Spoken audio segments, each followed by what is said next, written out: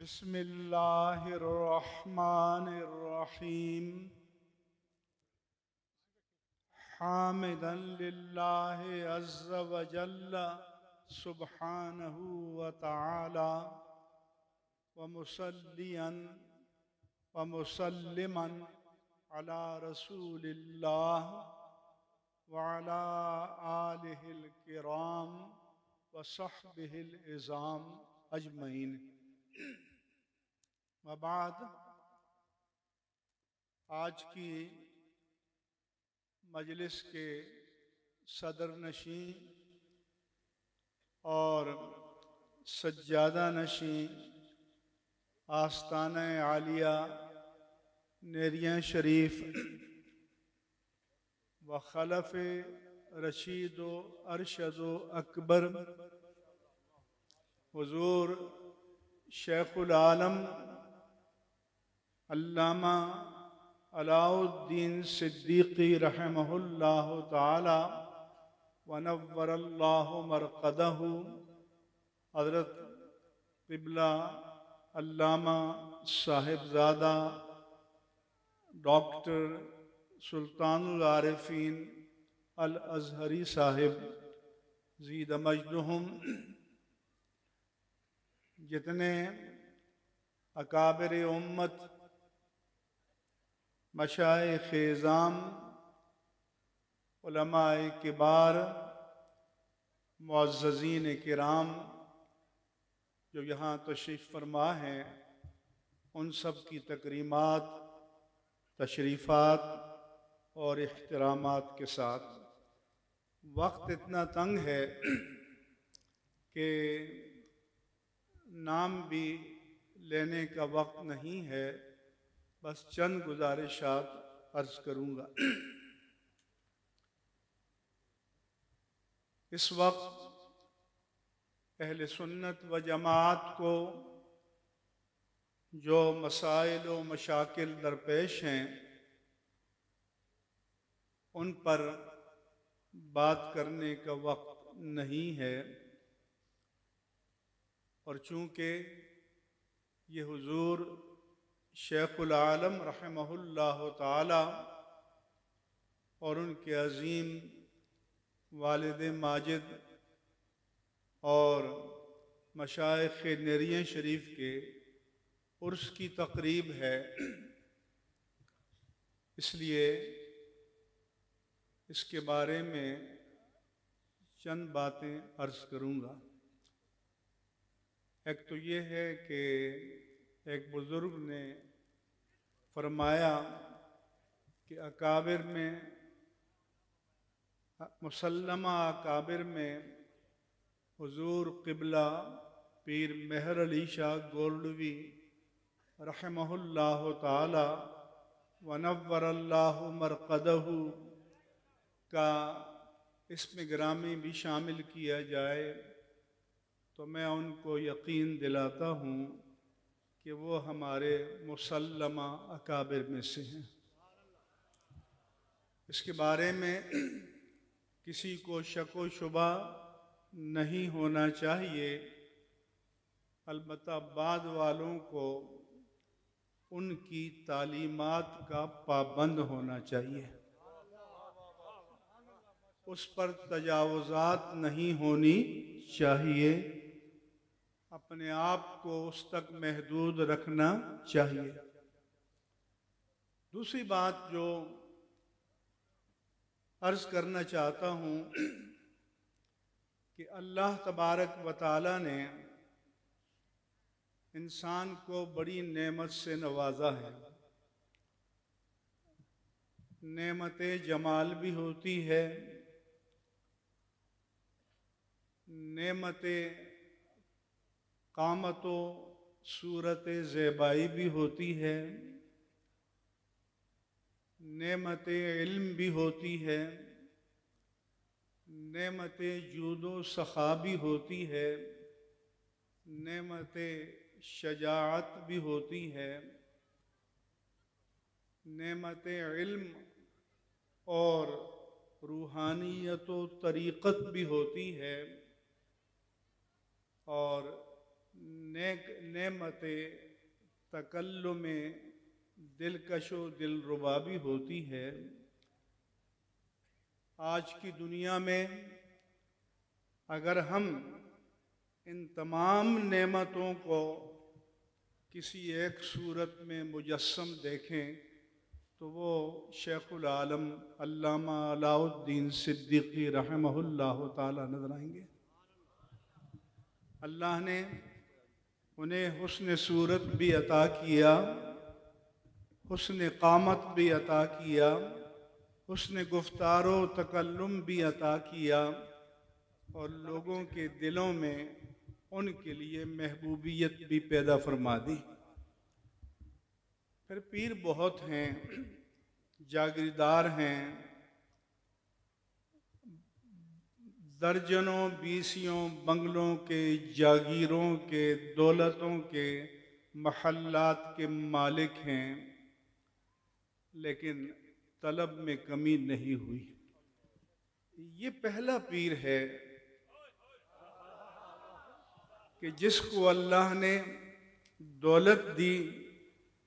اور جس کے پاس قوم کی دولت کی امانت آئی تو اپنے اور اپنے بیٹوں کے نام پر جاگیریں نہیں بنائیں، بلکہ قوم کو وہ امانت ان اداروں کی شکل میں واپس لوٹا دی۔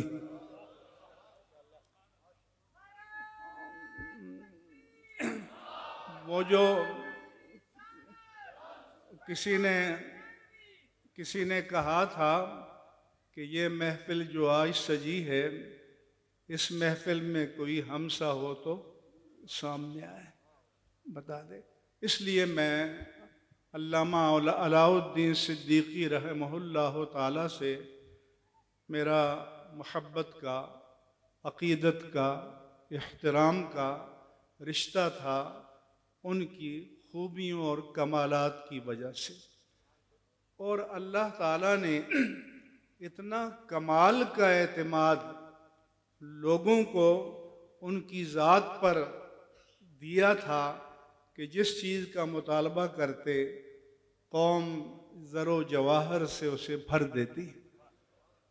کوئی ان کا منصوبہ ان کی زندگی میں نامکمل و ناتمام نہیں رہا۔ آپ ان کے امین ہیں، آپ کو بھی اسی طرح سے صاحبزادہ صاحب سے جڑے رہنا چاہیے۔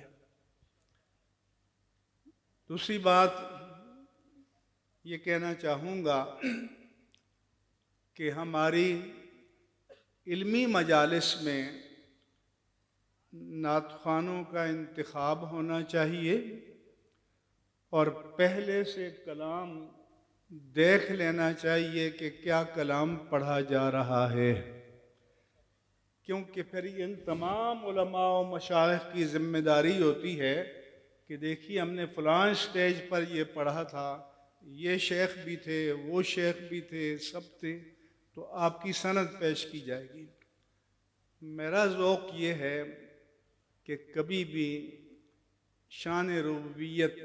اور شان مصطفیٰ کا تقابل نہ کرو۔ یہ مت کہو کہ سجدے کی کمائی ایک طرف، طیبہ کی گدائی ایک طرف۔ مجھے آپ بتائیں کہ اگر طیبہ کی کمائی گدائی سجدے کی کمائی نہیں ہے تو اور کیا ہے؟ طیبہ والے کس لیے آئے تھے کہ وہ سر جو پتھروں کے سامنے جھکے ہوئے تھے ان سروں کو پتھروں کی بندگی سے اٹھا کر اللہ تعالیٰ کی بندگی میں ڈال دیا۔ اور حضور اپنا سجدہ بتاتے ہیں، اللہم سجد لک سوادی و جنانی سوادی و خیالی، کہ اے اللہ جب میں تیری بارگاہ میں سجدہ ریز ہوتا ہوں، میرا آقا فرماتے ہیں تو میرا قالب بھی جھکتا ہے، میرا قلب بھی جھکتا ہے، میرا جسم بھی جھکتا ہے، میری روح بھی جھکتی ہے۔ تو حضور تو سجدے کو معراج بتاتے ہیں، آپ سجدے کا انداز بانداز حقارت کرتے ہیں، تو حضور یہ ہمیں منظور نہیں ہے۔ اپنی لگام بے مہار نعت خوانوں کے ہاتھ میں مت دو، اپنی لگام علماء ربانیین کے ہاتھ میں دو۔ ایک تو میرا یہ پیغام ہے۔ دوسرا، کچھ حضرات کو شکوے شکایات ہیں، تو میں اس اسٹیج سے تحریک لبیک پاکستان کے کارکنوں، ان کی شورا، ان کی ذمہ داران سے یہ کہتا ہوں کہ جو صحیح عقیدہ علماء اور مشائخ ہیں ان کا احترام کرو، ان سے وابستہ رہو، ان سے جڑ کر رہو، ان کی تکریم کرو۔ یہ علماء بھی ہمارا اثاثہ ہیں، اس طرح کے مشائخ بھی ہمارا اثاثہ ہیں۔ اس لیے ہم ایک دوسرے کے ساتھ مل کر اپنی طاقت میں اضافہ کر سکتے ہیں، اور لہذا اس بات کو میں ان کی شورا کے سامنے بھی صراحت و وضاحت کے ساتھ کہوں گا، اور اس مجمع میں بھی کہتا ہوں تاکہ کسی کے دل میں کوئی بدگمانی باقی نہ رہے۔ باقی جو نوجوان وہاں ہیں وہ میرے آقا کے غلام ہیں، وہ حضور کی غلامی کے رشتے سے وہاں کھڑے ہیں، اور وہ یا رسول اللہ کے نعرہ جو علامہ خادم حسین رضوی نے ان کی قلب اور روح میں ایسا پیوست کیا ہے کہ میں نے کہا کہ انہوں نے ان کو آٹو چارج کر دیا ہے، اب وہ سیلف اسٹارٹ ہیں، اب ان کو ری چارجنگ کی ضرورت نہیں ہے، اور ان کی حفاظت بھی میری اور آپ کی ذمہ داری ہے، اور میں نے اسی فریضے کو ادا کیا ہے جو پورے اہل سنت اور پوری امت کی ذمہ داری ہے۔ ایک تو مجھے اچھا لگا یہاں اجتماع منعقد کرنا، پھر یہ بھی مجھے بتایا کہ چک بیلی میں حضور خواجہ خواجگاں محی الدین رحمہ اللہ تعالی بھی انہوں نے بھی قیام فرمایا، حضور شیخ العالم نے بھی قیام فرمایا، تو اس کو خواجگان نیریاں شریف کی خانقاہ کا درجہ دیجئے اور اس میں اجتماعات کے سلسلے کو مسلسل کیجئے۔ وما علیہ الا البلاغ المبین۔